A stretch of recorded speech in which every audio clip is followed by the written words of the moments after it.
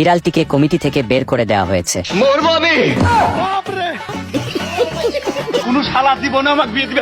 বিড়ালটা হঠাৎ করেই একটা ক্যাঙ্গারুর বাচ্চাকে খুঁজে পায়।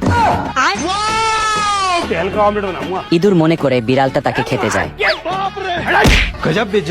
এবং তোমাদের যা কিছু আছে তাই নিয়ে প্রস্তুত থাকো। এরা সবাই ওই বড় ইঁদুরটাকে ধরতে চায়। আমার মাফ করে দেন হুজুর, আমার ভুল হয়ে গেছে।